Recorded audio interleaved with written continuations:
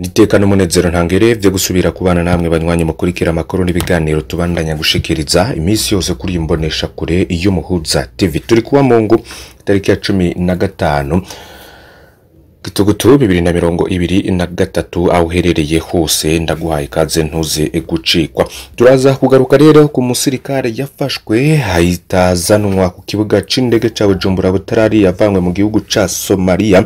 Bamutabarije ico gihe bavuze ko yitwa Lieutenant Joseph Niyonkuru yahora mu gihugu ca Somalia aho yumviye ikurwa rya General Ngeme Bunyoni. So iyo audio irimwe amajambo mabi cane atuka umukuru w'igihugu kanamagiriza ko ariko akorera abatutsi. Joseph Niyonkuru rero akaba yaragirije General Prime Niyongabo ko yahevye abasirikare atakibanezwa avuga kandi ko abasirikare bavuye mu ishamba bose bari inyuma ya General Ngeme Bunyoni yakuwe butaraririye muri Somalia. Abiwe rero bakaba baravuze ko yashikamwe ku kibuga c'indege ca Bujumbura n'indege ya Uganda Airlines aje azanywe n'uwitwa Niyondiko Ale Celeste agishika yaciye ajanwa n'abakozi mu biro vy'umukuru w'igihugu. Turaza kubabwira ingene vyose vyagenze dore ko ku munsi ejo twari kababwiye ko iyi nkuru tuzakuyibategurira ku buryo ubu urambuye. Reka rero aho muherereye hose mbahe kaze kandi mbaramutsa abadukurike bari mu Burundi, bari mu bice bitandukanye mu bihugu bibanye, bari ku mugabane wa Afrika no ku yindi migabane ya kure. Turazi ko mubandanya gukurikira ibiganiro n'amakuru dushikiriza. Cyona kuri subscribe canke sabone niba utari wafyonda ko ibuke no kubisangiriza bagenzabe kugira nabo badacikwa n'amakuru dushikiriza. Ndaguhaye ikaze. Lieutenant Joseph Niyonkuru batazira ndakugarika. Ese ni ikihe cigo twokura muri audio yiwe? Muri wese rero yumvisha aya majambo ya Lieutenant Joseph Niyonkuru yafatiwe muri Somalia agatahanwa mu gihugu yaromiwe. Wayumvise wese yagira ati ubwo koko n'intwaza ngabo y'igihugu, ariko kandi si uwa mbere yari akwegewe na audio alungikiye umugenzi. Bantu benshi ico gihe muri 2022 bibaje niba kumuhana ari wo muti. Reka tangure rero tumenya ese Lieutenant Joseph Niyonkuru yoba arinde.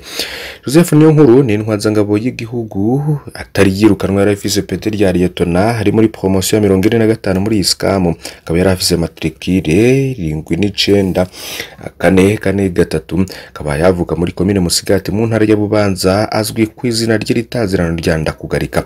Babanye muri iskamu bamuvuga nk'umusirikare yuzuye amacakubiri y'amoko yadodobereje abatari bake kugeza aho bamwe batabakomuka abandi barafatwa bagirirwa nabi. Yavugwa rero mu bo baratumye Lieutenant Hermen Nduwingoma afatwa kicwa muri Kigarama 2015. Bamuzi rero bakagira bati nimwe bazengavuga ivyo atazi, ivyo ari karavuga abisangiye n'abandi benshi. Ubutumwa bwa Lieutenant Joseph Niyonkuru bwavuga iki? Mu butumwa bwa Joseph Niyonkuru bwari burimo ivyumvire murantunge ivyumviro bine bikuru.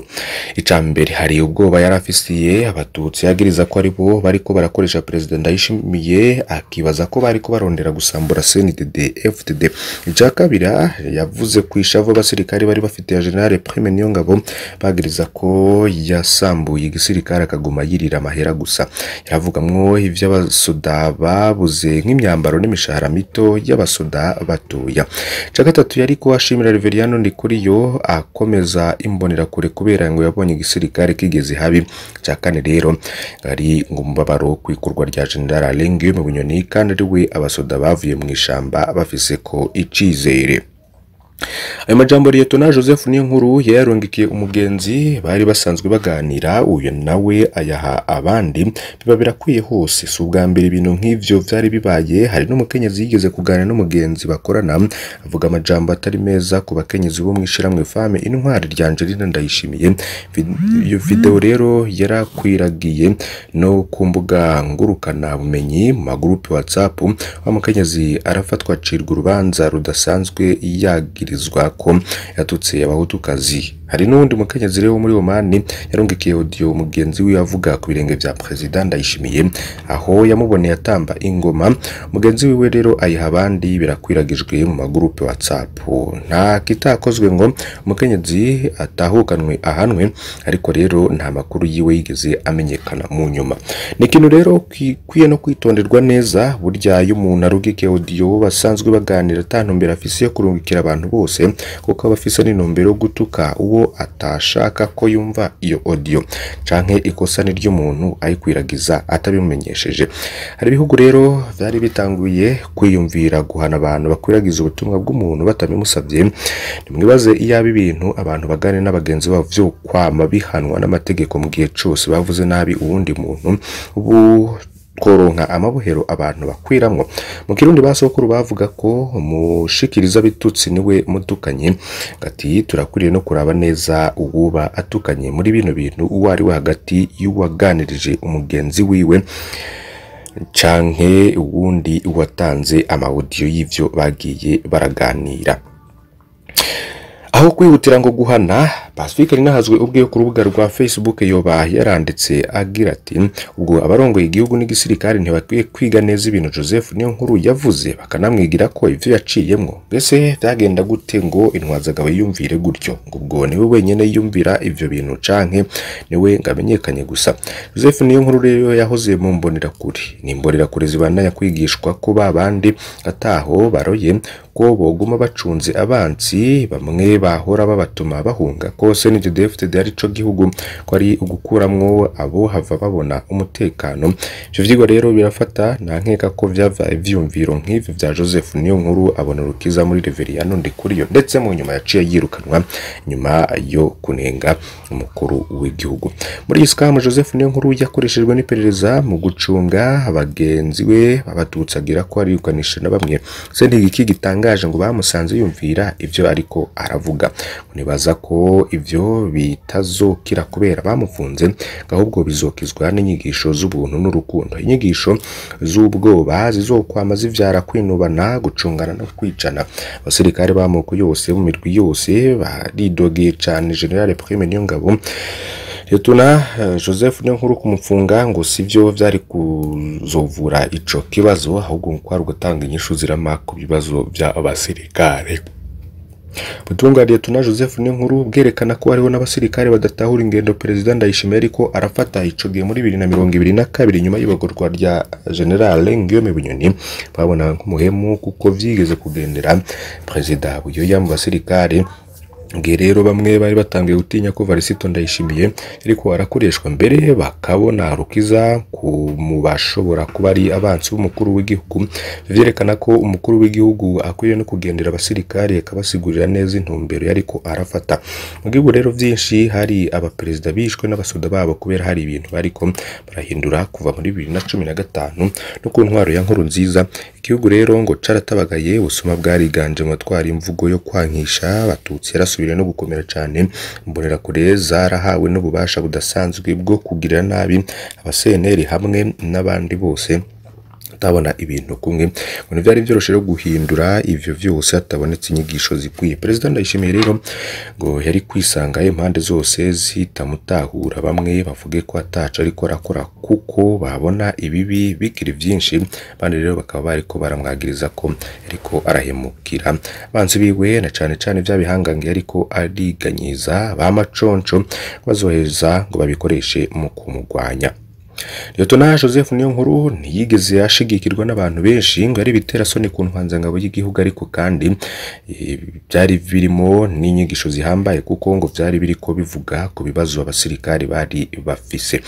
Hari rero abantu benshi bavuze ko bidakenewe gutabariza Liyetona Joseph Niyonkuru, hari abavuze ko bamwishe ngo zoba bagize neza ariko mu nyuma yoba yarirukanywe ndetse arakurwa mu gisirikare c'u Burundi ku itegeko y'igisirikare hamwe n'umukuru w'igihugu Varisito Ndayishimiye kuko yapfacafuje ishusho y'igisirikare c'u Burundi hamwe n'iy'igihugu muri rusangi. Tubandanirize aya makuru mu gisata c'umutekano hamwe n'agateka kazina muntu n'ubutungane. Rero arafunzwe inyuma yaho uwo bakundana towe yapfuye. N'uwitwa Emerene Nihimbaze yatowe mu gitondo cyo kuwa 13 Gitugutu 2023 yapfuye nk'uko bishikirizwa n'umukuru w'umutumba wa Buhororo ya mbere. Ati twibaza ko yoba yacikiye maze tumutora mu ndura muri komine Bubanza yishwe. Matoza rero hari hamaze gufatwa umusore bivugwa ko ari mukunzi wiwe akaba anafungiye no mu gasho k'igipolisi ca komine Bubanza bikekwa ko bafise uruhara muri iryo gandagurwa rya Emirene Nihimbazwe bariko bararonderwa nk'uko warongoye umutumba abandanya bishikiriza. Umukobwa rero yari afise imyaka 19 aba ku mutumba Buhororo ya mbere mu gacimbiri ka Mugongo hamwe n'abamubonye bwa nyuma ngo bari bamuherutse ku ishure shingiro rya Mugongo. Abavyeyi buwo yitavye Imana kabasaba ko abagize uruhara muri ubwo bubisha bubihanirwa cane.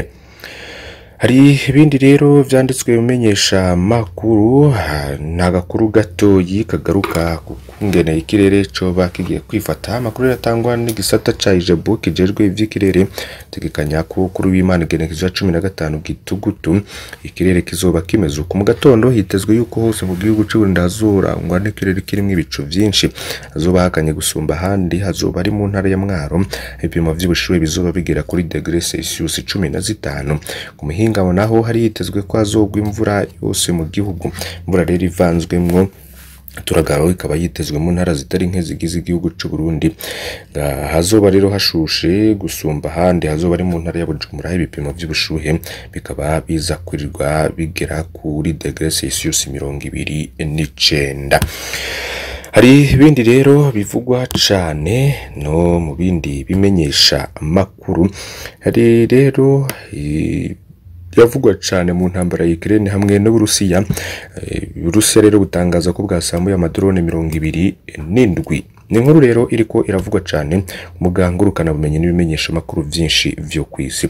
Ubushikiranganje rero bw'Uburusiya bujejwe kwivuna abanzi tangaje ko mwijoro rya kibuhinga bwo kwivuna ibitero byo mu kirere bwa kororeye carimwe indege 27 za Ukraine zitagira abadeva ni drone 20 muri zo zasamburiwe mu kirere. Iki ni igitigiri kinini ugeranije n'ibitigiri bisanzwe bitangazwa n'Uburusiya. Hagati aho ubutumwa bugufi bushikirizwa n'ubushikiranganje ni buvuga ingene vyagenze ku zindi ndwi zisigaye muri 20 zasamburiwe mu kirere 18 zakubite mu kirere c'intara ya Kursk, izindi zibiri nazo zisamburirwa mu kirere c'intara ya Belgorod. Imbere yaha buramatari wa Kursk Roman Starovoit yari yatangaje ko amadrone 12 yari yasamburiwe hafi y'umugwa mukuru w'iyo ntara Kursk. Ibisigarira bikaba rero vyaguye mu bicungararo y'iki gisagara no mu kigwati ca Zolino. Buramatari wa Belgorod wewe ni Vyacheslav Galadokov yavuze ko ataciye tangaza no ku rubuga rwe rwa Telegram mu ijoro nta cari kiriho. Umwanzi rero ngo nta gahengwe atanga mu kurondera kumenera mu karere ka Avdiivka ni igisirikare rero ca Ukraine. Mu cegeranyo rero co muri aka gatondo kuwa Mungu biro bikuru vy'igisirikare ca Ukraine bitangaza ko ingabo za Ukraine ziriko zirasubira inyuma ibitero vy'igisirikare zirasubiza inyuma ibitero vy'igisirikare c'Uburusiya mu karere ka Avdiivka hafi ya Donetsk. Karere rero kabaye n'intego nyamukuru y'ibitero by'Uburusiya muri ino ndwi. Kumanze rero ngarabandanya agerageza no kumenera mu birindiro vyacu ariko bikaba ari ivy'ubusa. Kabo zacu rero ngo zicungereye akarere zasubije inyuma ibitero 15 mu turere rwa Avdiivka, Tonenkoye na Perimafskoye muri Donetsk. Niko inkuru y'ikinyamakuru Ukrainian Truth ivuga isubiramwe itangazo ry'ibiro bikuru vya gisirikare. Ingabo rero za Ukraine zikabandanya ibikorwa vyo kurwanya umwanzi mu seruko no mu banuko bwa Ukraine. Igikorwa cyo kurwanya umwanzi amaja muri Melitopol hamwe n'ibindi bibandanya amaja muri Bakhmut. Gusambura umwanzi, gutohoza buke turere yigaruye twongera gutsimbataza n'umutekano mu turere twabohojwe. Gisirikare rero ca Ukraine kivuga kandi ko kibandanya kibuza umwanzi gutera intambwe hafi ya Limani harimwo n'akarere ka Makevka. Kivuga kandi ko ingabo zacu zibandanya gusugereza umwanzi hafi ya Bakhmut nk'uko biri mu cegeranyo. Ingabo za Ukraine zikavuga ko ku munsi w'ejo wose habaye gutana mu mitwe incuro 60 ku rwasiro. Mwanye mukurikira Muhuza TV ndabakengurukiye cyane ko mukurikije amakuru ntimuze gucikwa n'ibindi tuza gushikiriza. Uyu munsi wose turaza kubana mu nkuru zigiye zitandukanye mu bisata byinshi bigize ubuzima bw'igihugu c'u Burundi. Kuri subscribe canke sabone niba utari wavyo ndako wibuke no kubisangiza abagenzi bawe kugira udacikwa. Mane bahezagire.